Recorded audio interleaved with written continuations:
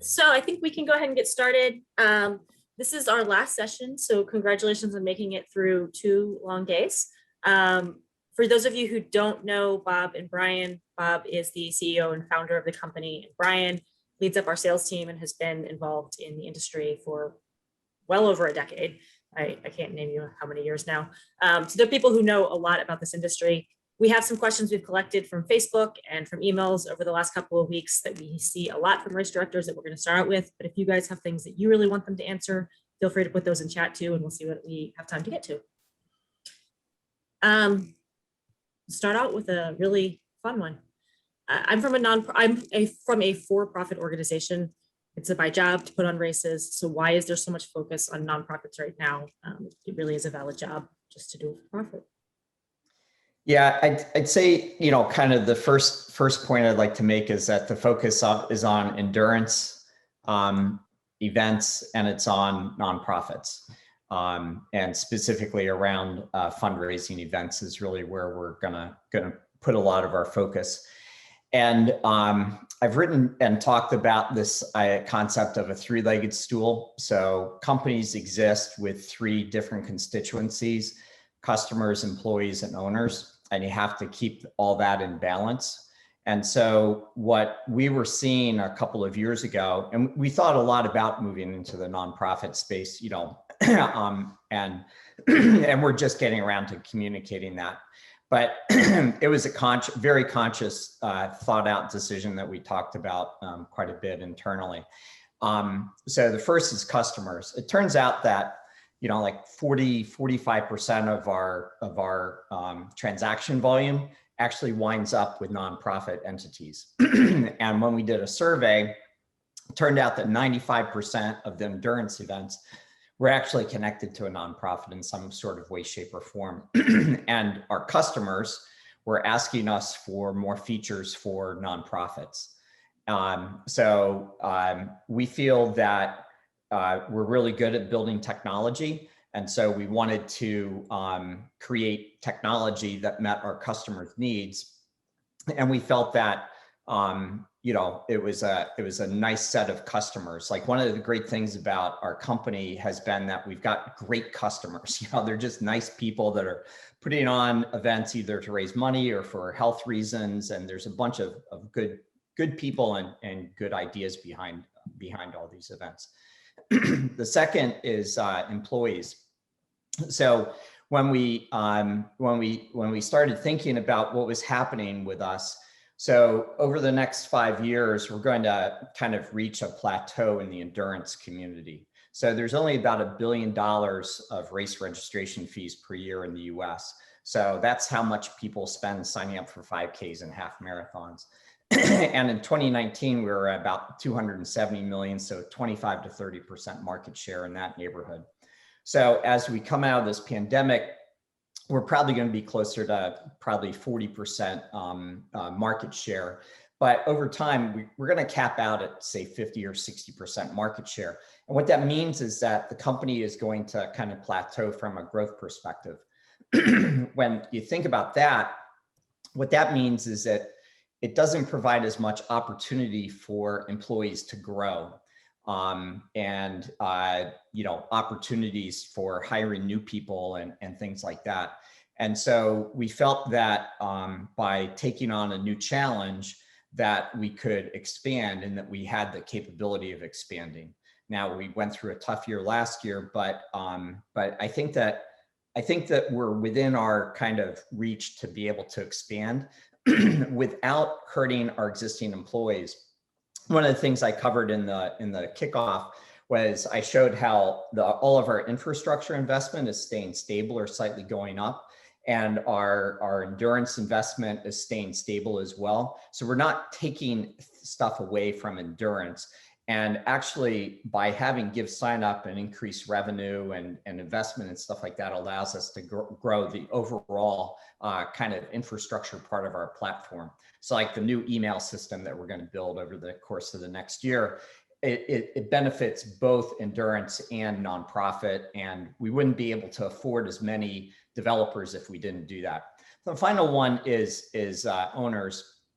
So previously, kind of it was employee owned, and I was the majority shareholder, and I'm the guy that's, kind of invested the money over the past 10 years to make this thing go. But the basic idea was that we wanted to create a mechanism that would create value for our employees that own shares. And by having external investors, it allows us to have one of our employees be able to potentially sell those shares to be able to finance a new house or to send their kid to college or something like that. In addition, what we want to do is get additional investment money to come in to give us the room to be able to make the investments that we need to make to continue to move our technology forward. So when we looked at all that from a 360 type of perspective, it seemed that it was logical to kind of expand beyond endurance in a very related field, very common customers, very related, same technology stack and everything. So it's actually, one of the best opportunities that I've been across. And when you look at it from like, where do we wind up in 5 years?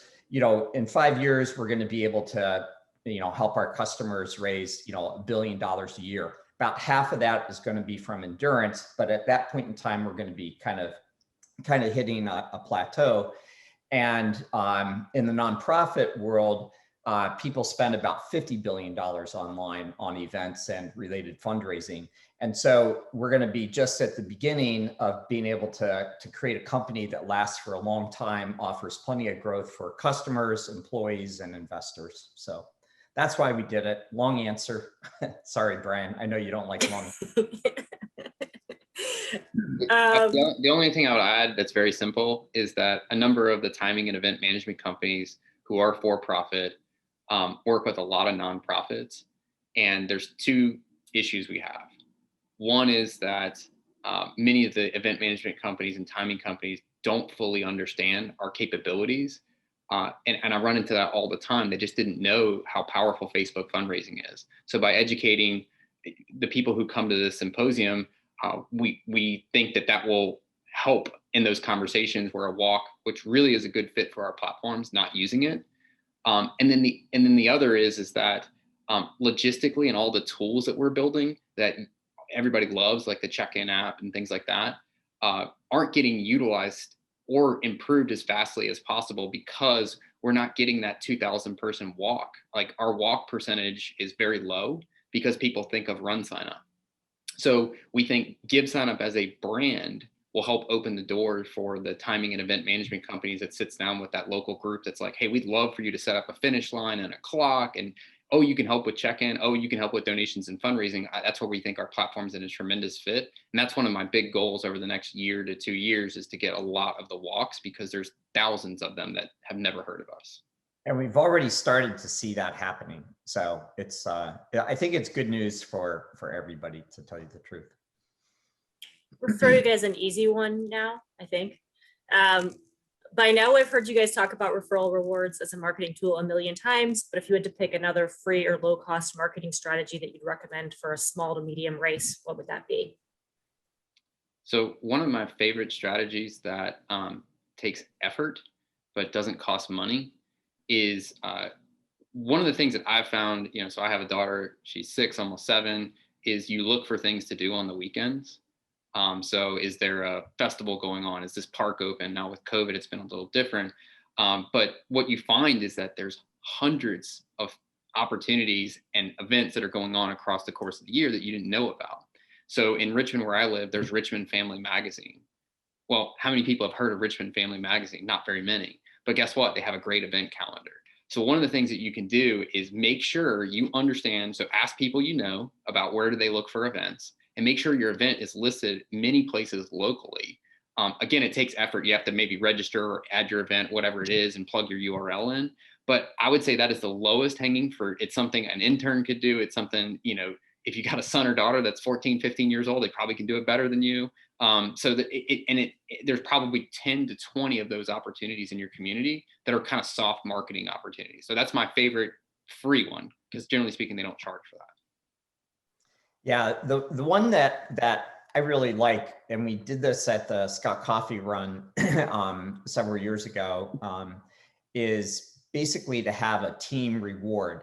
Now, there's automated ways of doing it in the system so that once you reach a team number of, say, 10, everybody gets a $5 discount. And that's all automated in our system, which is really nice. But what we did is we got the local running store to donate socks to us. And then what we said is if any team is greater than 20, and they do, and then anybody on that team that comes packet pickup at the store gets a free pair of socks.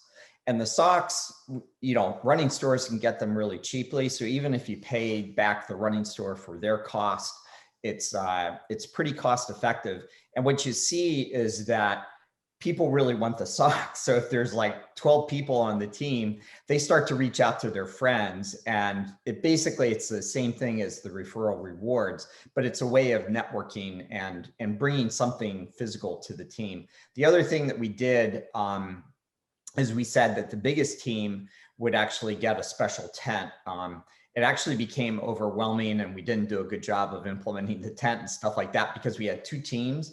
And they actually got up to like 81 and 82 people, and we had a 10 by 10 tent, and it was overwhelmed. So we did a bad job of that. But I do think that's another good strategy that's underutilized. Is teams is very similar to referral rewards, but they can be conflicting to referral rewards. But if you have unique opportunities like the socks, or we have team recognition, one of the events we work with is called Especially for You, which does the same thing, Bob. It's just the difference is that if you register by September 1st for a team that hits a certain size, I don't remember what size it is, you get your team name or logo on your shirt. oh, that's cool. But it's about 50 days before the event though, because logistically it's kind of a nightmare. Yeah. Yeah, but it's very popular. This event gets about 10 to 12,000 people, and the large majority of them are on a team. So I used to use kiosk mode. What's the difference with on-site registration? Do you want to take it, Bryan? Or? Sure. So the difference is that kiosk mode is dead. And there's a very good reason that kiosk mode is dead. So your local state is very serious about sales tax and getting their money. We, with our kiosk, cannot calculate, collect, or remit sales tax.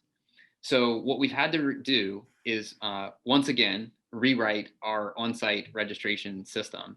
And I would say we're probably 75% of the way, maybe 80% of the way through the various tasks that we want to get done to make on-site registration as good, in a lot of ways, probably better. But the reason we did it and the reason that it's gone is sales tax. So, you know, our CFO, normally you would get to see him.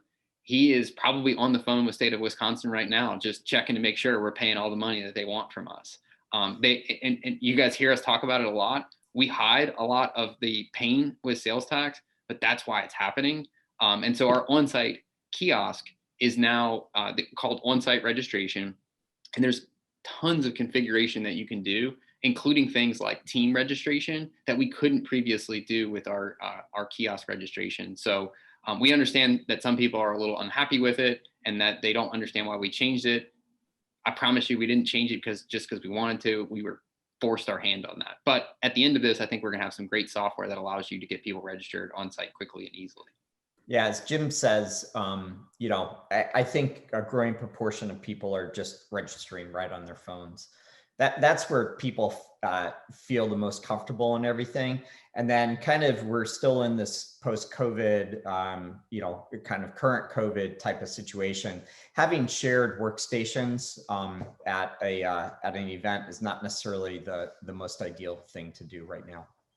Yeah, I've in my conversations with customers, I've been really pushing them to, you know, don't let on-site paper registration come back, you know, force the phone.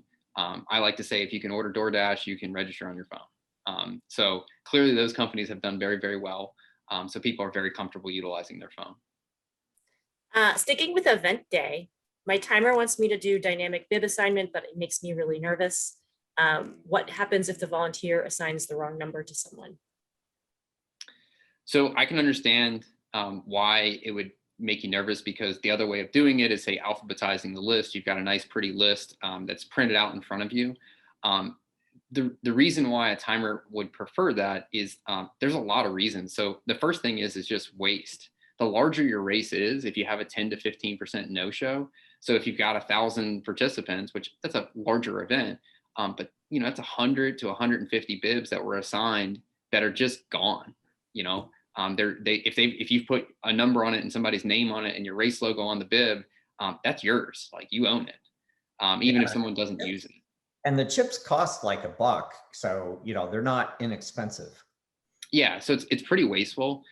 The other is the prep time.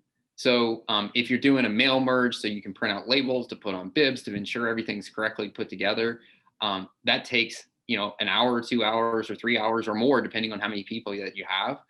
So the beauty of going to dynamic bib assignment is that your timer can say, okay, well, right now you've got 400 registrations, so I'm going to bring 500 bibs just in case. And you then can use as many phones as you have, because you don't need a special phone to do this. And so if the line gets long and a couple more people have a free time and a phone, they can open up the app, put in the password, and now they can see it. And so then they can start, you know, assigning bib numbers just like everyone else. It is possible, and it could happen, that someone would assign the wrong bib. But that happens even if you pre-assign bibs. You know, people make mistakes and it happens.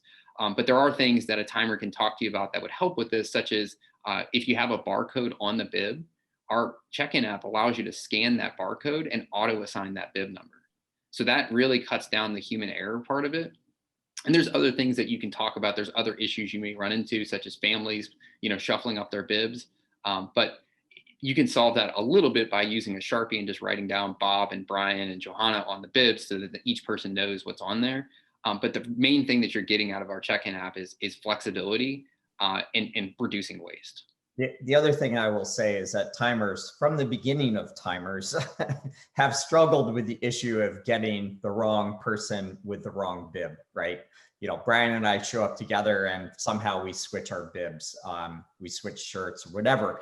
And so timers have software that helps them to deal with that. Now, there may be some sorting and things like that, so you won't have instantaneous results, but you're going to have those problems even if you do all the work of, you know, filing everything alphabetically and pre-stamping everything.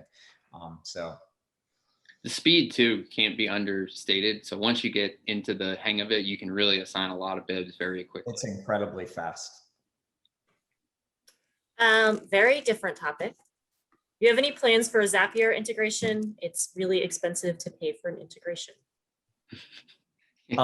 Integration software. So for the past, you know, 30 years, I've been in the middleware space, internet infrastructure middleware space. And I have been around integration software for a long, long time. And half of these gray hairs are caused by integrations. Integrations are not something that's simple. And, you know, while Zapier sounds nice and easy, there's a lot of complications even if you use it. So one of the reasons why we partnered with Reg Forward is that there's a company that actually focuses on getting the integration right. And in fact, when Reg Forward first started on this project, they were going to go with Zapier as their basic integration mechanism. They dropped that for two reasons. One is there's, you know, issues with Zapier, plus Zapier costs money. So I think what they've come up with is a very fair price. They charge like $60 a month, right, Bryan? And they don't charge in months that you don't have any records.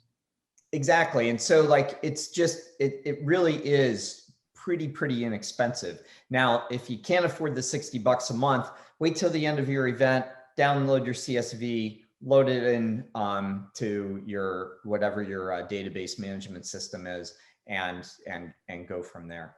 Yeah, and the other thing that you may go look at Zapier's price and they have a free tier or $15 tier or whatever. And Johanna and I have both used Zapier, so we're not like unfamiliar with this. Yeah. What I would say is Zapier is kind of like a really crappy car that you have. You just sit there and you turn your head to the left and you hope that it starts.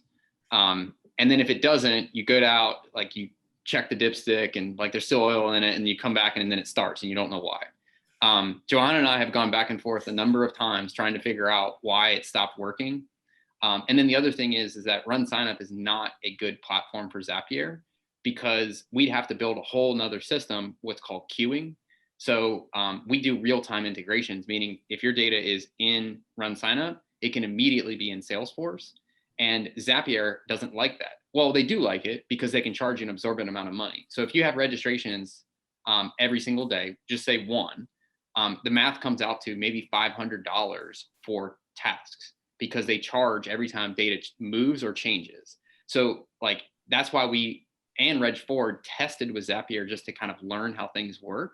But realistically, from a cost standpoint, it is the most expensive tool that you could possibly implement. And Bryan knows a lot about this because he has a really crappy car. No, my car is great. It's just missing its wheels. I think you kind of touched on this yesterday, Bryan, but it's one that I see a whole lot. How can we get better templates for the emails that I'm sending out at RunSignup? Yeah, so this is a question I get all the time. And so there's a lot of answers to this. But the first thing that I must say is that be very, very careful touching templates. The first thing you need to know about templates is that use one of my simple life statements. No one really cares. I remember this every single day because inevitably we all make mistakes or things aren't perfect. But I will tell you what people do care about is that if your email is readable on mobile. And what I typically find is that when people put their own templates in, they forget that mobile responsiveness is not quick and easy. So with all that said, meaning that you have a template that you can confirm works on your phone, you've tested it in Gmail and you've tested it on Apple Mail. If you've done that, you can import HTML. And one of my favorite things to do is if I have a particular branding, I will build my email in MailChimp. I will export the HTML and then import that into the RunSignup system. And it's not that hard to do, but then I need to do another round of testing after I've imported it to make sure that it works. And if you're saying, hey, how come RunSignup doesn't do that? Well, it's because our email system is free. As we build out our new email system, maybe we'll have a few templates, but we will never, ever be MailChimp. MailChimp for some of our customers, as they will tell you, if you ask them, many of them have dropped MailChimp because it costs $500, $800, $1,000 a month. But the tool is fantastic and their email templates are fantastic. So that's the balance that we have to find, is that we aren't MailChimp and we aren't charging $1,000 a month for that. So we know this fall has a lot of big races. What kinds of trends do you see for registration? And do you think overcrowding is going to be a problem? Actually, Johanna, you and I did a podcast on this with Race Directors HQ about a week or two ago, and I just put into the chat the link to the blog posts that you wrote up on about it. There's a ton of data in there that talks about what we're seeing as trends and things like that. What kind of to the point of overcrowding, we don't think so. What we've seen is that there are some large events mostly that have shifted from the spring to the fall. So Boilermaker, Broad Street, large events like that have shifted to the fall. But if you think about the large events, they only represent about 5 or 6% of the total endurance community. So if you take the top 100 races, and that's largely the ones that are shifting. The little Scott Coffee race, 1,000 people, that's not going to bother to shift to the fall. So I don't think there's going to be a ton of overcrowding. There could be new entrants into it and things like that. So there could be some spotty overcrowding, and there could be a number of people that aren't quite comfortable yet going back live. But the trends that we see is that there are plenty of people that are signing up for events, and our personal experience of having operated some events like my little Scott Coffee run, people are just so happy to be back to live events. And so, just be careful on your costs and, monitor your registration and try to get people to sign up early, same as you always have with referrals and price increases and things like that. But yeah, I think the fall is going to be pretty decent, even with the Delta variant increasing the caseloads. Yeah, the only thing that I like to add is that I feel that there's some unique opportunities for people who are putting on events. One thing to remember is that a number of nonprofits are not going to be bringing back some of their events because they see this as like, hey, we need to go in a different direction. So COVID kind of put a line in the sand for an event that was marginal. And I've talked to people across the country, and lots of people are like, roughly 25% to a third of our events are kind of calling it quits, but we're also seeing new people come in with new ideas. So I think there's a kind of a healthy process that's happening there. And what I'm seeing in the triathlon industry that I've shared with the people that are focused more on running is triathlon has had a tremendous resurgence in new athletes. And running, I think, has the same opportunity. Virtual races kind of show that.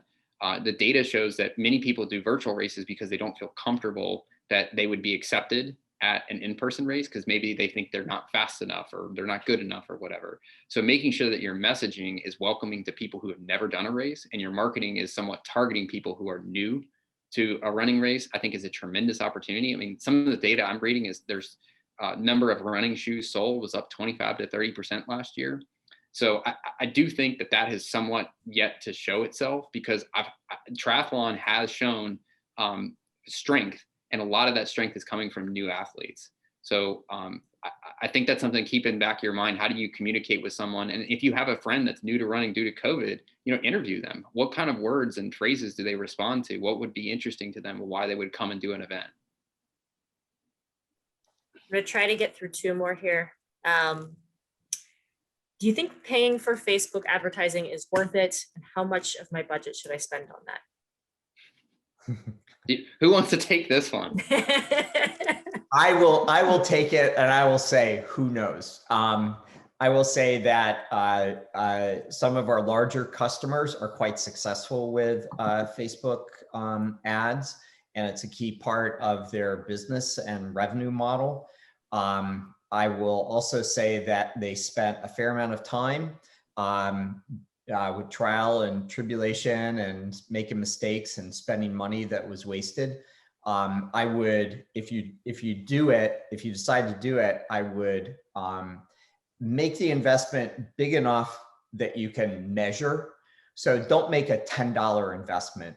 Don't just make a $10 boost to a Facebook post, right? Make it material to your event, but then measure that. Because if your spend is too low, you're not going to be able to see statistically if it's relevant or not.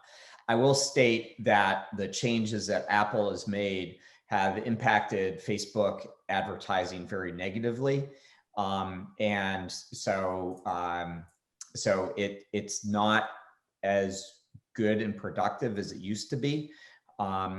So that's my answer.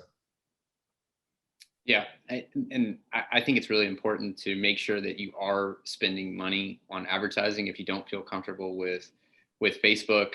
One of the things that is coming out of COVID is that local media is coming back. I've seen a number of companies going after local media. So if you happen to know someone that has like a local newsletter or something, you feel more comfortable doing something like that, do that. And you can also use our custom source tracking to measure, if you're getting ROI. But the other thing that's important about marketing, and we are going to be continuing down this rabbit hole, is generally speaking, you're not going to get a sale from a newsletter for somebody who's never heard of your event. If you're really lucky, they'll click on it and they'll come to your page and they'll learn more. And so you have to be understanding that it may take 2 or 3 touches, or they may know a friend who's done the event. And that's where referrals come in. Even though referrals, you're doing a direct click to referral, knowing that someone else that I know is doing this event is important for when you're making a purchasing decision. So last one, I think this is a good one just to close out on. What recommendations do you have for a race director, perhaps particularly someone who doesn't do this full time all the time, isn't completely immersed in the industry? but wants to keep up on the latest of what's going on. Do you have good news sources or, training programs, podcasts that you would recommend? I think we got a lot of resources there. So yeah, our company invests a lot of money and effort and people and time in trying to put out content to help endurance events and nonprofits. And so we've got countless webinars and blog posts and success stories and case studies and things like that. So hopefully you can use us as a resource. These symposiums tend to be very, very much, focused on our technology and how you can put it to work. Like the last one that Eric just did, he said, okay, well, you should be evaluating hybrid and think about, doing things. And then he gave like a dozen different examples of how our technology could be used. And then Bryan put a couple of suggestions in here. Bryan, anything else? So I've been to a lot of conferences. I've been to a lot of, I've read lots of different things, and truly, this is a tip off to Johanna and our marketing team. I think if you subscribe to Endurance Sports Wire, which I put in there, that kind of gives you a lot of top of funnel information, such as, hey, Adidas is now, the title sponsor of such and such event, or there's other things that are included in there. So you get a lot of kind of that top of the funnel information. Panos is doing a great job with the Head Start podcast. And then you've got the Race Director HQ group on Facebook is another great place. Bob just put that in there. And then, so in the way I see it, like what we're doing is our newsletter is if you get ideas or you see trends, we can help you implement that directly into your race. So if you see another race doing something or you read something that they're doing, more than likely it's something we've done before and we have a tool that will help you implement it. We may even have a blog post specifically about it. All right. I'm going to put in actually the link to the actual Facebook group because it's titled something different. Yeah, I mean, we get, that's where I got some of these questions. We don't often see Facebook groups that have that much interaction and people actually like do chime in and, ask for each other for advice. So I think that's all I have. Thank you guys for sticking with us for, 5 hours today. For everybody that came and participated, and especially Johanna, give her a special thank you for making it all work. Yay, Johanna. That's why I love Johanna. Yeah, if anybody is like on this and just thinking about it, like maybe Johanna, you should just like show like a screenshot at some point of your spreadsheet of all of our tasks. Also, Johanna usually broadcasts from the shed. I come inside when there's other people on the call. Yeah, so without Johanna, we would be in the wrong place at the wrong time with the wrong captions. I mean, it would just be a disaster. So yeah, like this morning, I wake up, I get an nice email from Johanna. Yeah, I know. Just a reminder, this is a Zoom link. Here's a list of questions. You're on with Bryan, so suck it up and, make the best of it. All right. Yeah, so we should send out all the videos. Every slide that we had should be sent out on Monday. And I think that's it. But if you guys have any questions before then, feel free to email us and, we can always get you something in advance if we need. Yeah, thank you, everyone. Thanks, Look forward to seeing you guys in Orlando. Yeah, yes. Live in that person. Will also be sent out next week. Awesome. Thank you. Thanks. Bye.